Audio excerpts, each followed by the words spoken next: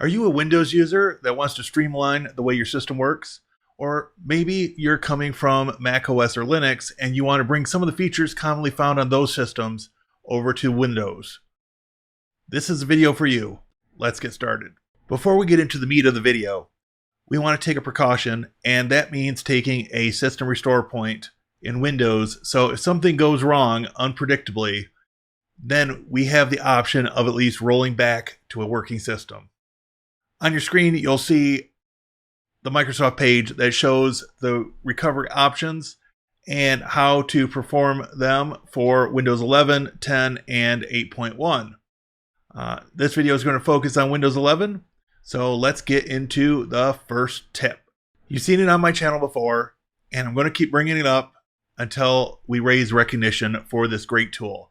Thank you to Chris Titus for building this, and to everybody that continues to use it and helps get the word out.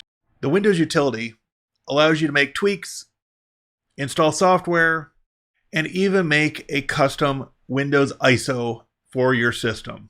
You can find out more in this video up here in the corner. The script is free, it runs from the PowerShell terminal, and it is a very handy utility to know about. But what if you're a Linux user and you're begrudgingly having to use Windows for some particular project? Well, this next tool is for you. Since Windows 10, one of the best kept secrets about Windows is Windows Subsystem for Linux. This allows you to run Linux in Windows and use all those familiar commands. From an administrator terminal, run the following command: WSL -L-O. And this will list all of the distributions that you can install on your Windows system in this Windows Subsystem for Linux.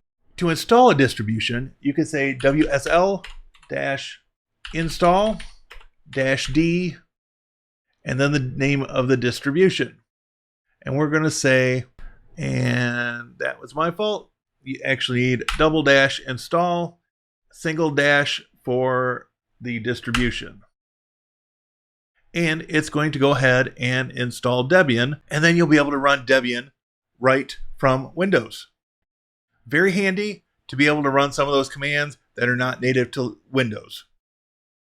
Say yes, and it will continue the process.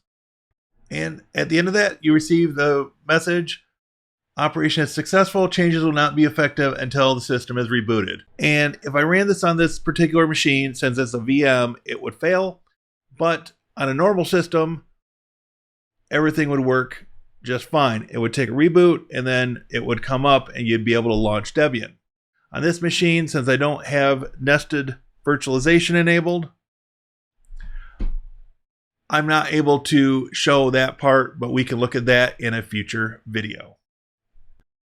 Moving into a quick settings change, we can make the system feel a little bit more modern. Let's take a look. We're going to go into Settings, System. We're going to come down to For Developers, and then we are going to set terminal. Instead of using Let Windows Decide, we are going to make it the Microsoft terminal. Now when we open the terminal, we've got the Microsoft terminal instead of the old PowerShell interface.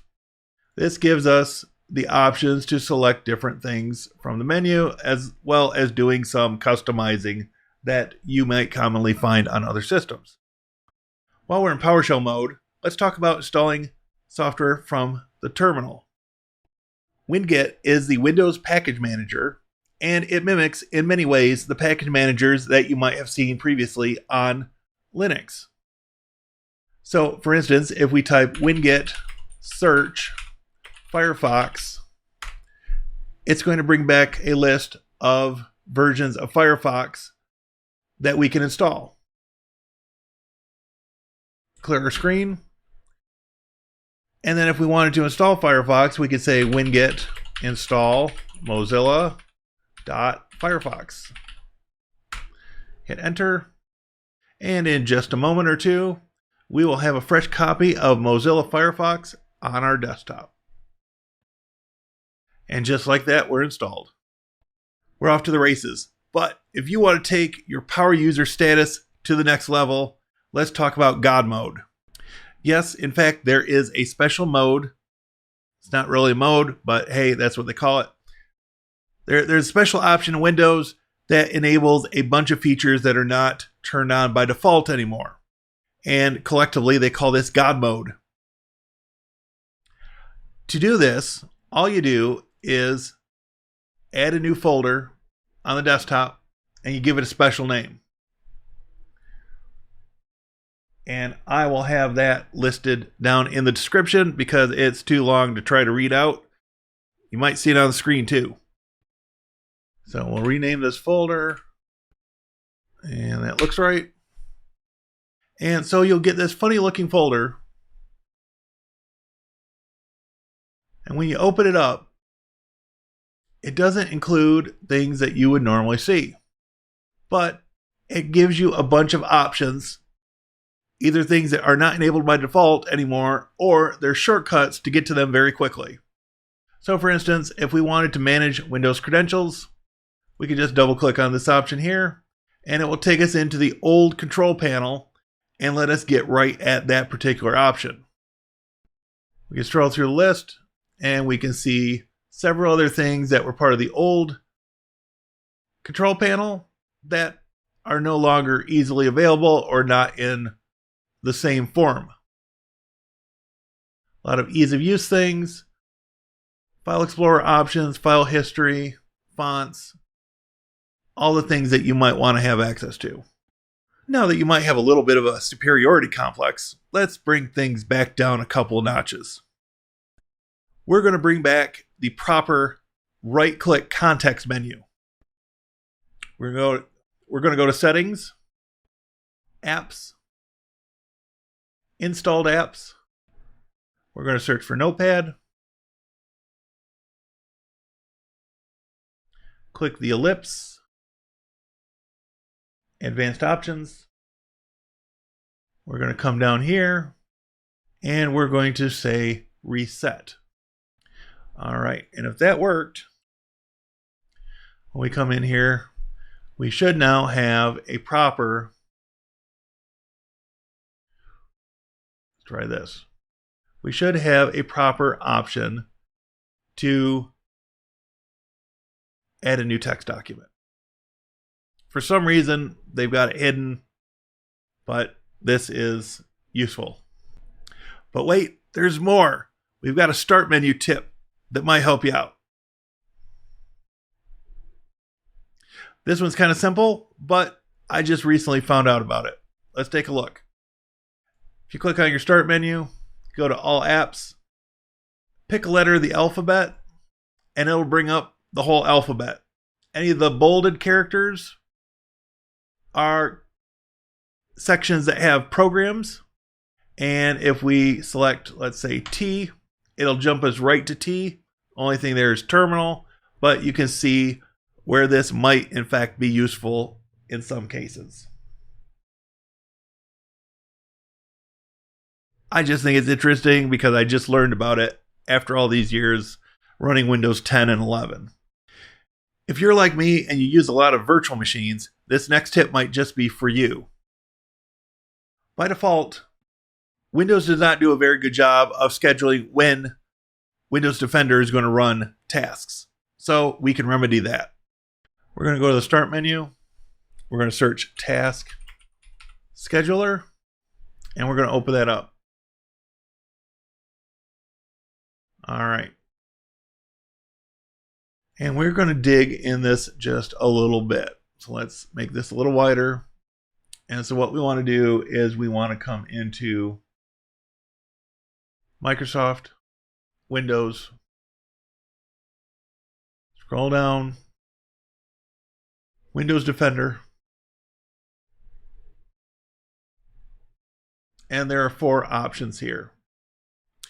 Double click on the first one. And what we want to do for each of these is we want to go to the Conditions tab. We want to click Start Task only if computer is idle for 10 minutes. Theoretically, this will cut down on disk activity while you are doing other things, like, I don't know, recording a video or playing a game.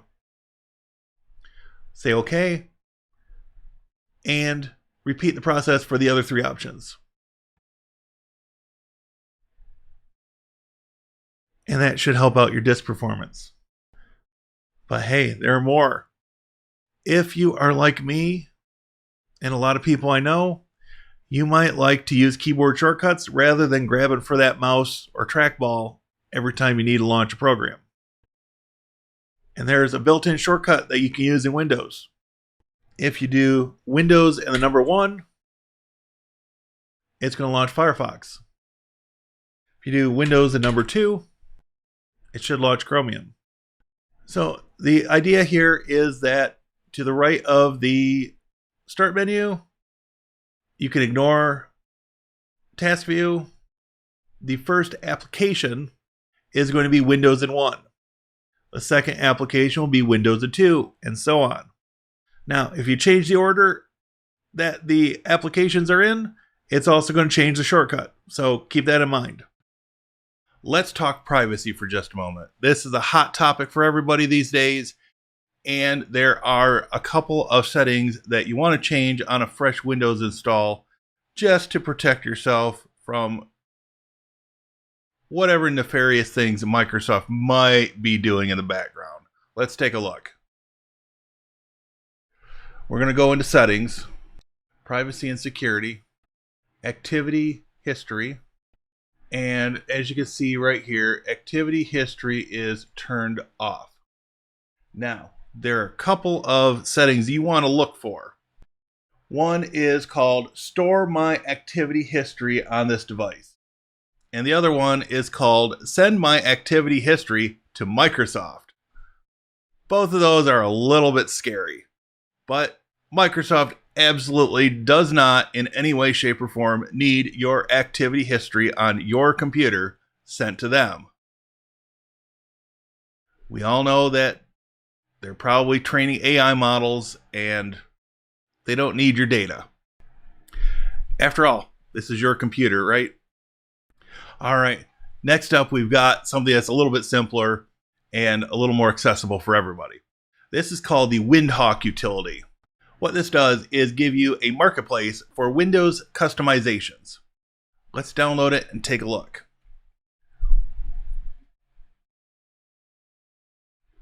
All right, from their website, windhawk.net, we can come to the download button, and then we can go ahead and launch this. We'll minimize Chromium, standard installer. You can do either a regular or a portable installation. Install. And let's run Windhawk. Okay, so what we've got here is we've got some standard modifications that we can make. Taskbar thumbnail recorder. Chrome Edge scroll tabs with mouse wheel. Middle click to close on taskbar. Let's go ahead and install that one. Proceed with care. Accept risk and install. We've got a restore point, so we're all right. All right, and it gives you a description. And so we still have Chromium down here running. If we hit the middle mouse button, that is closed. If we try to do Alt-Tab, all we've got running is Windhawk. And if you thought that was a great utility, well, there might just be something in this next one for you. We're actually going to install this from Winget. So we'll launch the Windows terminal. So we're going to do Winget, search, PowerToys. And as you can see, there are a couple of variants. So PowerToys Preview is going to be the latest version, but it is a preview, so take your normal precautions. There's also a version in the Windows Store. We don't have a version number, but it's likely 82.1. So we're going to go ahead and install the preview version. So we'll say winget install Microsoft PowerToys, and we'll let that rip. Now that we've got this installed, we can take a look at it. PowerToys preview. So we've got all kinds of fun things that we can do here. Some of the highlights include advanced paste. So you can paste as plain text. Environment variables, right here. Gives you a quick launch for setting environment variables. This is handy if you are using VirtualBox on Windows because there are variables not set by default, and this can help you fix that omission. There's a Fancy Zones window manager that gives you all kinds of different options for your windows. There's a file locksmith. And as this says, Windows Shell extension to find which processes are using the selected files and directories. For you Linux guys out there, it's sort of like a graphical version of LSOF. Also useful is the host file editor. Instead of having to dig into a bunch of directories, you can launch the editor from here. Take a look. You'll likely find something that is useful to you, but of course, I can't read your mind, so you'll have to meet me partway. If you're coming from another platform like Linux or macOS, you may have got used to something like the Mac Spotlight or similar utilities on Linux. Well, as a Windows user, you don't have to be left out in the cold on this. There are a couple of options that we can take a look at that might help you. In addition to there being a tool in PowerToys called PowerToys Run, which does in fact mimic part of the Spotlight functionality, there are also a couple of utilities that you can download separately. Okay, the first of these is called Launchy Qt or Launchy Qt, depending on how you want to pronounce it. Basically, this gives you a 2-key combination. It brings up a little launch bubble, and you can type in the name of the program or the file that you're looking for. You can do a little bit of math and different things from Launchy Qt. The other one is called Flow Launcher. And here you can see a screenshot. You start typing the name of a program or file and you can get that open right quick like. So you can launch that automatically, and you can, like it says here, you can open apps, search files, and do web searches, save bookmarks, search bookmarks, run system commands, shell commands, your calculator, get into Windows settings, and more. So between the three, Flow Launcher, Launchy Qt, and PowerToys Run, you should be able to find a utility that fits your needs. If you go as far back with computers as I do, you might remember Norton Commander or things on other platforms, such as Directory Opus, which started out on the Commodore Amiga and is now available on Windows. There are many of these. There's One Commander, there's F-Man, there's Multi-Commander. There are a bunch of these. So what are they and why is it useful? Well, basically these are dual pane file managers. So where in Windows Explorer you normally end up opening up two windows to copy files between one location and another, this gives you two panes side by side in a single window. And the beautiful thing is that you can look at the left side as the source or your starting point and the right side as your destination or where you want things to end up. and there are easy key combinations to move things from one place to the other. Very helpful if you're doing backups, if you're moving large amounts of files around, or if you're migrating, for instance, to a new hard drive or external drive for that matter. The next one is something that's rather easy. We're not going to install it, but we'll take a look at what the description is, and you can make a decision for yourself whether you want to try it out.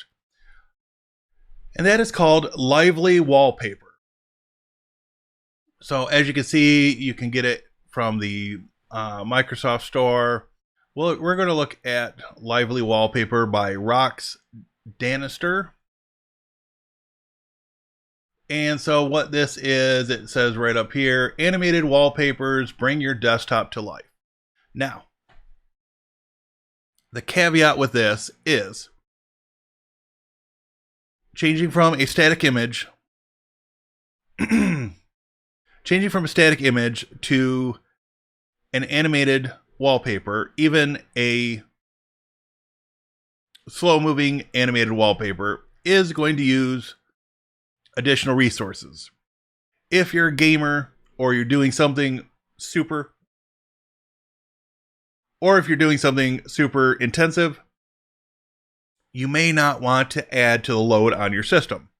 But for us mere mortals, this might be something to look at. This is free and open source. So if we take a look through this, it's got its little control panel, talking about how it's open source. And here's a gallery of some of the different options. So there are, in fact, some interesting options here. And of course, you'll want to take a look through this and see what fits your vision of what you want your Windows desktop to look like. So again, that's Lively Wallpaper, and you can find the link for this down in the description. All right, there are 13 of the best Windows utilities that I could find. Hopefully one of these will help you with your productivity. Let me know what your favorite tip is down in the comments.